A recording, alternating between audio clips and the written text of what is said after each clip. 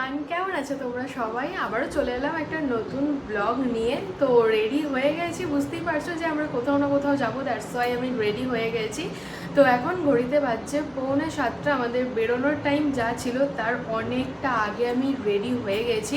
Just শাড়িটা পরবো আর বেরিয়ে যাবো। একটা আলাদা স্যাটিসফ্যাকশন লাগছে যে অল টাইম আমি লেট করি আর আজকে তাড়াতাড়ি রেডি হয়ে সবাইকে লিটারালি চমকে দিয়েছি।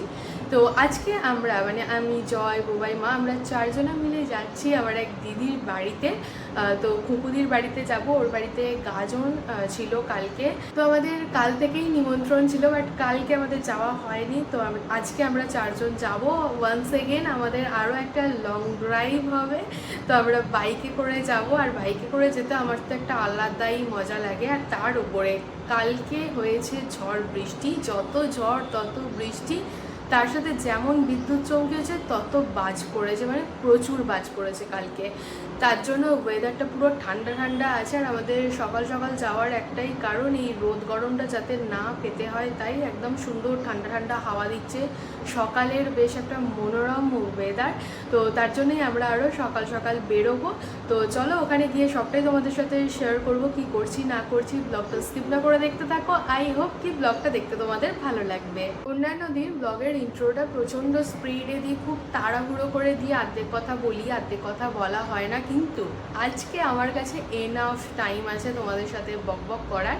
তো খুকুদি হচ্ছে আবার জেঠু তো দিদি, মানে বড় জেঠুর ছোটো মেয়ে। তো বিয়ের পর এই ফার্স্ট টাইম যাচ্ছি ওদের বাড়িতে। ইভেন এর আগেও কখনো যাইনি। এই গাজনে প্রায় প্রতিবারই বলে যাওয়ার জন্য, বাট কোনোবার যাওয়া হয় না। এবারে বলতে গেলে এক প্রকার আমার ঝোঁকেতেই যাওয়া হচ্ছে, কারণ আমার এরকম যেতে ভীষণ ভালো লাগে। এনিওয়েজ, আজকে আমি পরবো এই কাঁথা স্টিচের শাড়িটা। এই শাড়িটা এর আগেও আমি অনেকবার পরেছি, বাট স্টিল আমার এটা পরতে ভীষণ ভালো লাগে। আর কালকে যতই ঝড় বৃষ্টি হোক না কেন, আমি জানি আজকে রোদ উঠবে আর প্রচণ্ড গরমও বেরোবে। আর এরকম গরমেতে এই হালকা ফুলকা শাড়ি পরতেই বেশ ভালো লাগে। চলে এসছি আমরা পেট্রোল পাম্পে। জয় এখন গাড়ির তেল ভরাবে। মিষ্টি নেওয়ার ছিল, নেওয়া হয়ে গেছে। গাড়িতে তেল ভরানো ছিল, ভরানো হয়ে গেছে। তো ফাইনালি এবারে আমরা যাত্রা শুরু করব। তো অনেকক্ষণ হাতে ফোনটা ধরেছিলাম যে ভিডিওটা করব, দেন এই যে ওড়না জড়াবো, কারণ রোদ অলরেডি উঠে গেছে। এখন ঘড়িতে বাজছে 8টা। One eternity later. এ দেখো, ফ্রিজের মধ্যে ঢুকে পড়েছে মিষ্টি বার করার জন্য। ফ্রিজটা তোমার থেকে বড়। সেরকমই অবস্থা। এই দেখো, দুটো যমজ বোন। নামটা একবার বলে দিত। এগুলো আমার নাতনি। নামটা বল। হ্যাঁ, তোর নাম কি? জিম না রিম? হ্যাঁ, দুইখান নাতনি। এক প্লেট মিষ্টি সাজিয়ে দিয়েছে জামাইকে, নতুন এসছে বলে কথা। আর এই যে আমার দিদি। এখানে উনুনে রান্না বান্না হচ্ছে। এখন কি রান্না হচ্ছে গো? কি রান্না হচ্ছে? ঘুগনি। আজকে রাঁধুনি এ নয়, কিন্তু আজকে রাঁধুনি এই যে ফোনে কথা বলছে, আমার বোনপো। এখন আমরা একটু পুকুর পাড়ের ধারে দাঁড়িয়ে আছি। এখানে কয়েকটা ফটো তুলে নিলাম, যেগুলো তোমরা অলরেডি থাম্বনেলে দেখতে পেয়ে গেছো। তো এই যে পুকুর ধারটা বেশ সুন্দর, ঠান্ডা ঠান্ডা হাওয়া দিচ্ছে। আর এই যে হিয়ার ইজ মাই বর্মশাই। কি গো, কেমন লাগছে? তো এটা ধর্মরাজের গাজন, বুদ্ধ পূর্ণিমার টাইমে হয়। মা আমাকে বলেছিল যে এটা ধর্মরাজেরই গাজন হবে, ওখানে গিয়ে জিজ্ঞাসা করবে। তো কুকুদিকে জিজ্ঞাসা করলাম, ও বললো যে ধর্মরাজেরই গাজন। তবে গাজনটা বাড়ির পাশেই হচ্ছে না, ওই 5 মাথার মোড়েতে গাজনটা হচ্ছে। আমরা আসার সময় দেখতে পেলাম। ব্রেকফাস্টে খাচ্ছি মুড়ি, ঘুগনি, পাঁপড় ভাজা। রোদে রোদে বেরিয়েছি একটুখানি ঘুরতে। তা এখন আবার ঘরে ঢুকে যাব। এই যে এইটা হচ্ছে দিদিদের ঘর। পিছনের উঠোনে এখন রান্না বান্না শুরু হবে, এখন অবধি শুরু হয়নি। তো চলো যাই রান্না বান্নার ওখানে। মা আর রাখি মিলে। আরে কাজ করো, কোনো অসুবিধা নেই, কিছু না, তোমার ভিডিও হচ্ছে, সব হইব সব হইব।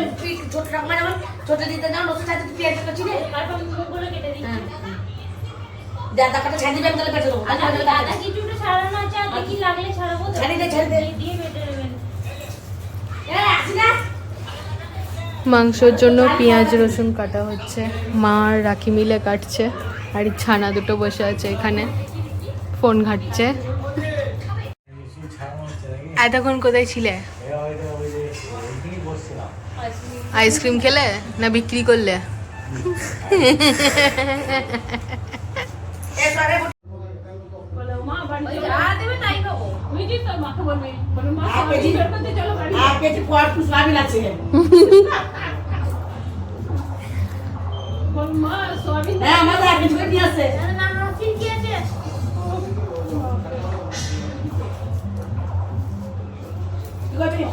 তোমাদের তো দূরে সবকিছু না, আমাদের কাছে আমাদের অত না, আমাদের বড় জানা না এখনো দিকে যাচ্ছে বলে আমার মুসলিম কলায় 3 কেজি বুঝি কলা আছে ভাঙা বেরিটা গো। কুকুদি আমাদেরকে এখন দিল চিকেন কষা খেতে। এখনো অবধি পেঁয়াজ রসুন কাটা হয়নি, এখনো পেঁয়াজ রসুন কাটা চলছে। মায়ের রসুন ছাড়ানো হয়ে গেছে, বাট রাখি এখনো পেঁয়াজ ছাড়াচ্ছে। খাসির মাংসের জন্য পেঁয়াজ রসুনগুলো কাটা হচ্ছে। এখানে কাঞ্চন দিয়েছে আইসক্রিমের স্টল, তো আমি আর মা যাচ্ছি এখন আইসক্রিম আনতে। বিনা পয়সায় আইসক্রিম কিনবো। বাবা কত ভিড় গো, এই দেখো কত আইসক্রিম। কি আছে রে ভাই? চকো রাবড়ি আইসক্রিম নিলাম, তো এটা বললো ভালো হবে খেতে। চলো বাড়ি গিয়ে টেস্ট করব। এবারে আমরা বাড়ির পিছন দিক দিয়ে ঢুকলাম, সামনের গেটটা চাবি দেওয়া আছে। আর এইখানে দেখো রান্না হচ্ছে পুকুর ধারে, এই যে এই জায়গাটাতে রান্না বান্না হচ্ছে। রিয়াদের বাড়ি যখন গেছিলাম লক্ষ্মী পুজোর সময়, তখন এই দুটোর ভিডিও করেছিলাম, তো সেই ভিডিওটা ফোনে দেখিয়েছি। আবার দেখতে চাইবে? দেখবি আবার? দেখ এখানেই আছে, দেখ ব্যাক কর, হোয়াটসঅ্যাপটা খোল। এই হোয়াটসঅ্যাপ বলছি, হ্যাঁ ইউটিউবটা খোল। এই দেখ এখানে, এই দেখ এই বাটার সুই এই দেখ নিচেটা আদা খাট সুই নিচেটা সুই এই দেখ। এগুলো কে? তোরা? বলছে কার্টুন হচ্ছে। আমি বুবাই আর জয় বসে পড়লাম খেতে। মা আমাদের খাওয়ার দাওয়ার দিচ্ছে। তো পাতে পড়ে গেছে ভাত, আলু পোস্ত, লাল লাল ঝাল ঝাল পাঁঠার মাংস। আহা, হেভি টেস্টি হয়েছে। কারণ কষাটা আমরা টেস্ট করেছি যে নুন ঠিক আছে নাকি দেখার জন্য। চর্বি খাবো না। চর্বি নেবে? টাটা। তো এখন বাজছে 2:20, আমরা বেরিয়ে পড়লাম। তো আমার আর জয়েরই বেরোনোর কথা ছিল তাড়াতাড়ি, কারণ 4 দিন ব্যাংক বন্ধ ছিল, তো ওর একটা ব্যাংকে কাজ আছে, তার জন্যই আমরা আরও তাড়াতাড়ি বেরোলাম। তো আমাদের টানে টানে বুবাই মাও এখন বেরিয়ে গেছে, নয়তো বুবাইয়ের ইচ্ছে ছিল যে একটু রোদটা কমবে তারপরে বেরোবে। তো চলো এবারে আমরা এখন বাড়ি যাবো না, এখন দোকানে যাব, তারপরে ওর সব কাজকর্ম মিটবে, তারপরে সার্ভিসিং সেন্টারে যেতে হবে। কারণ জয়ের ফোনটাতে মানে OnePlus-টাতে একটা লাইন চলে এসছে, তো OnePlus-এর সার্ভিসিং সেন্টারে যাব, দেন বাড়ি যাব।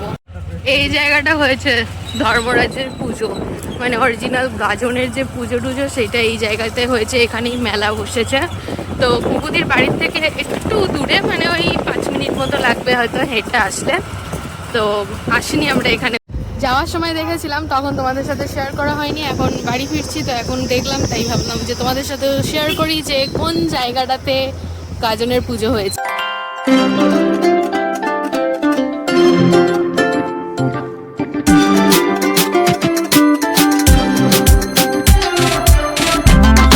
ফোনটা হঠাৎ করেই না ওরকম একটা লাইন চলে এসেছিল, জানি না কেন। তো ফোনটাও ফরম্যাট মেরে জমা দিয়ে এসছে, বললে 2 ঘন্টার মধ্যে হয়ে যাবে। তো ফোনটা আজকেই পেয়ে যাবে। এর আগেও একবার এরকম হয়েছিল, তো পেয়ার পার্টস অ্যাভেলেবেল ছিল না, যার জন্য 1 সপ্তাহ সময় লেগেছিল।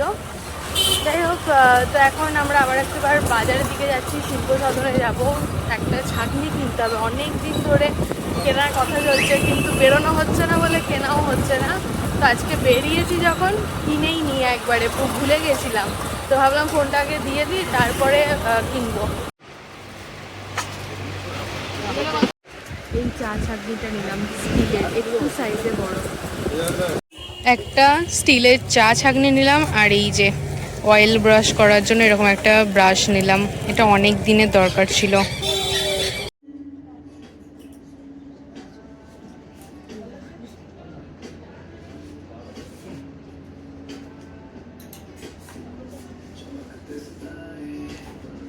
চলে এসে এখন স্টাইল বাজারে একটু টাইম পাস করার জন্য, আর কিচ্ছু নয়। তো এবারে নিচে চলে যাব, আর ফোনটা দিতে মাত্র ওই আধ ঘন্টা কি 40 মিনিট মতো বাকি আছে। আমাদের এখানে স্টাইল বাজারটা নতুন খুলেছে, তো ভাবলাম টাইম পাস করার জন্য কোথায় যাব, তাই চলে এসেছিলাম স্টাইল বাজারে। ইতিমধ্যে প্রচণ্ড জোরে জোরে হাওয়া দিচ্ছে, মনে হচ্ছে তো ঝড় উঠবে, বাট জানি না লাস্ট অব্দি কী হবে। তো আমরা একটা কোল্ড ড্রিঙ্কস খাবো, কারণ কোল্ড ড্রিঙ্কস খাওয়ার জন্য হেভি ক্রেভিং হচ্ছে। এত জোরে গাড়ির হর্নটা ছিল যার জন্য আমি ভিডিওটা কন্টিনিউ করতে পারলাম না। যাই হোক, তো কোল্ড ড্রিঙ্কস খাওয়ার খুব ক্রেভিং হচ্ছে, কারণ দুপুরবেলায় হেভি কিছু খেলে মনে হয় একটু কোল্ড ড্রিঙ্কস খাই। আর হ্যাঁ, প্রচণ্ড জল পিপাসাও পেয়েছে। ক্যাম্পা নিয়ে নিয়েছি গাইস, ক্যাম্পা কোলা। এটা না মানে দারুণ লাগে খেতে। আগেকার যে কোল্ড ড্রিঙ্কসের যেমন ঝাঁজ ছিল, এক্স্যাক্ট সেই ঝাঁজ এই ক্যাম্পা কোলাতে পাই। প্রায় 1 ঘন্টা 10-15 মিনিট আমরা বসেছিলাম OnePlus-এর সার্ভিসিং সেন্টারে। তো ফোনটা ওকে দিয়েছিল, তারপরেও মাদারবোর্ডের কিছু প্রবলেম হচ্ছিল, যার জন্য সাইডের যে সুইচটা রয়েছে সেটা কাজ করছিল না।